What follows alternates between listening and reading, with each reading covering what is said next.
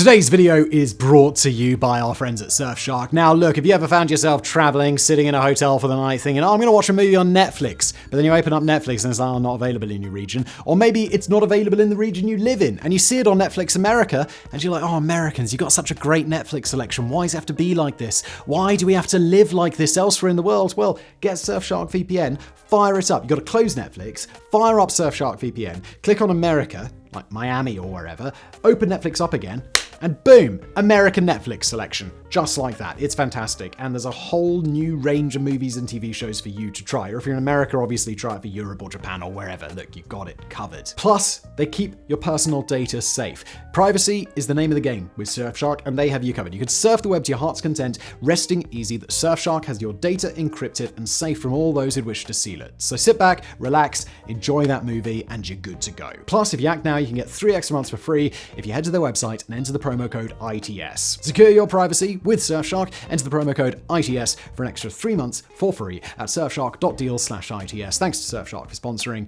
And now back to today's episode. It began at 6 p.m. on April the 4th, 1968. Dr. Martin Luther King Jr. was standing on the balcony outside his room at the Lorraine Motel in Memphis, Tennessee, when an assassin's bullet fatally wounded the civil rights leader. Elementary school teacher Jane Elliott was watching the news that night, and she was disgusted by what she saw. White reporters were asking black leaders who was going to keep them in line now that MLK had been assassinated. She remembered one reporter asking, with reference to JFK, "When our leader was killed several years ago, his widow held us together. Who's going to control your people?" There was a lot to be outraged about from that one question. Not only was the reporter suggesting that the white president should be leader only of white Americans, but that they merely needed to be held together in mourning. But with the assassination of King, blacks didn't need to be held together, they needed to be controlled. And more importantly, the black community was always referred to by the reporters as they or them, as if it was understood that blacks were a separate class of human, if not an entirely different species. Jane knew that she needed to do something with her class the following day. They talked about racism and inclusion in class, but words weren't going to cut it. She believed there were no words she could use to convey the importance of what happened and how racism had been affecting Americans to a group of third graders. So she had to try something else. It was an experiment that she'd been thinking about for a while, though she'd yet to try it. She also preferred the word exercise to experiment. The next morning, Jane walked into her classroom, and what followed was either the best or the worst attempt to teach anti-racism that has ever been seen. What followed was also an idea that Jane freely admitted she stole directly from the Nazis. When the first student walked into the classroom, he asked Jane, "They shot King yesterday. Why did they shoot that king?" As the classroom got settled, Jane prepared the class for the experiment. The school is located in Riceville, Iowa, a small town with under 1,000 people, almost all of whom were white. Jane asked her entirely white class, "How do you think it would feel to be a black boy or girl?" It would be hard to know, wouldn't it, unless we actually experience discrimination ourselves. Would you like to find out? The children all replied with an excited yes. With that, it was time for the experiment to begin. The class was separated into students with blue eyes and students with brown eyes. She used green construction paper to make armbands, which the blue-eyed students were instructed to wear. Jane then told the class that brown-eyed people were superior, that they were smarter and cleaner. The children, having already known each other, were skeptical of this sudden new information, but Jane had a plan for that, which was to confuse them with pseudoscience. She explained that melanin is a chemical in the body that determines your eye, hair, and skin color. Not only that, but she claimed melanin was also responsible for a person's intelligence. The students who had brown eyes had more melanin, and thus they were smarter. After the explanation was given, she then invited the students with brown eyes to move their desks closer to the front of the room. They were smarter, so that was where they belonged. Those with blue eyes were to move to the back of the room, as close to the wall as possible. Even though the students had known each other for years and had friends were part of the other group, a division began forming between the classroom with frightening speed. Jane said that it only took 15 minutes for the classroom of cheerful and cooperative students to begin their brutal discrimination against one another. There was more to this plan than just telling the students that one group was smarter than the other. They had to be treated better as well. The students with brown eyes were given 5 minutes of extra recess, were allowed to go to lunch first, and were allowed to take seconds at lunch, while those with blue eyes were forbidden. The blue-eyed students were also forbidden from drinking directly from the water fountain, instead having to fill paper cups with water to drink. When one student asked why she couldn't use the fountain, a brown-eyed student quickly yelled out, "Because we might catch something." Jane nodded in agreement, and that was that. Of course, it was inevitable that one of the brown-eyed kids, now believing themselves to be superior, asked why Jane was their teacher if she had blue eyes. Before she could answer, another student said if she didn't have blue eyes, she'd be the principal or the superintendent. Over the course of the day, the behavior only got worse. The students with brown eyes teased and berated those with blue eyes. Brown-eyed children, who were once shy and withdrawn, suddenly became extremely vocal and outgoing, while the once extroverted blue-eyed children became meek and silent, walking with slouched shoulders. Their performance in the day's academic tasks suffered as well. In a single day, Jane had turned half her students into unapologetic racists, while the other half were tormented and bullied by their classmates and their teacher alike. But the point of the experiment was to teach the children a lesson, and so the following day, the roles were reversed. Jane told the blue-eyed students to each put their armbands on one of the brown-eyed students because it was actually those with blue eyes that were superior. Those with brown eyes were dumb, shifty, and lazy. The rest of the day continued, much like the first day had, just with the roles reversed. Jane also noted that the blue-eyed students weren't nearly as cruel as their counterparts had been, likely because they had already experienced how horrible it felt. They may not have been as cruel, but they were still cruel enough, especially with Jane's authoritarian guidance to get the point across.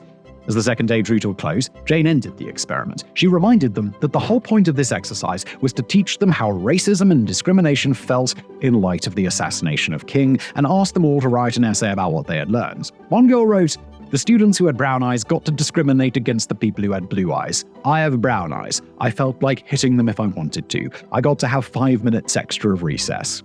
This feeling of power over those lesser than them was common among the essays, as was the notion that they could engage in any abhorrent behavior they desired with impunity so long as it was directed at the lesser students.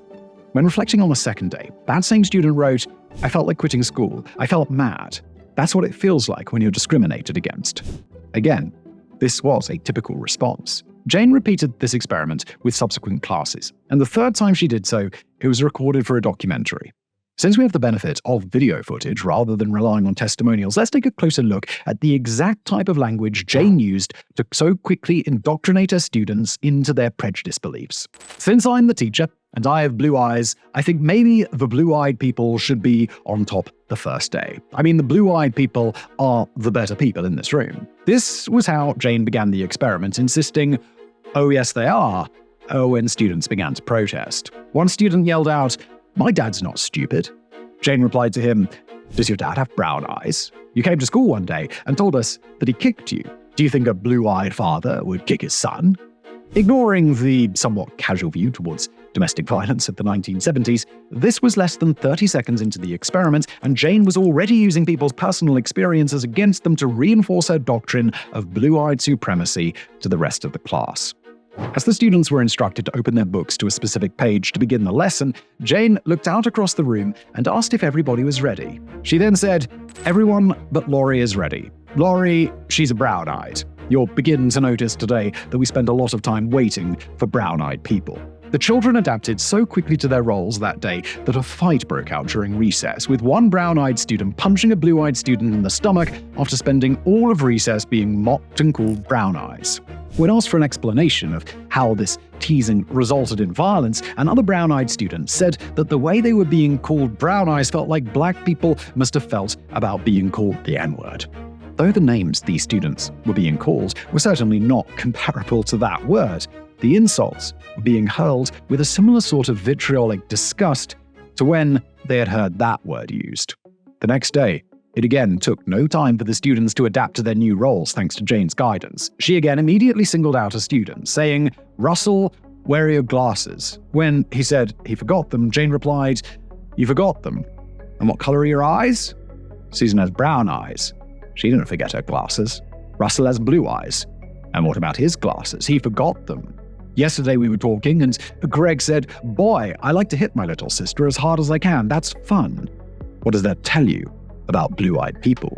Following this, Jane had the brown-eyed students put their collars, which she was now using instead of armbands, onto the blue-eyed students. She then went over the rules for the day, forbidding blue-eyed students from touching any of the playground equipment at recess for fear that they would ruin it. She then said, "You blue-eyed people are not to play with brown-eyed people. Brown-eyed people are better than blue-eyed people. They are smarter than blue-eyed people. And if you don't believe it, look at Brian. Do blue-eyed people know how to sit in a chair?"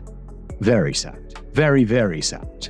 Brian, a blue-eyed student, was seated at the back of the classroom. He was face down at his desk with his head buried in his hands, undoubtedly fearful over the retaliation he was about to receive for his acts of discrimination the previous day. But his incorrect posture and apparent lack of attentiveness, not even moving once she had singled him out by name, gave her ammunition with which to reinforce the new belief system that she was going to instill in the students that day. When students were called to the blackboard to answer questions, blue-eyed students were mocked for making mistakes, while brown-eyed students were given guidance in correcting their errors, with Jane then saying, "Brown-eyed people learn fast, don't they?"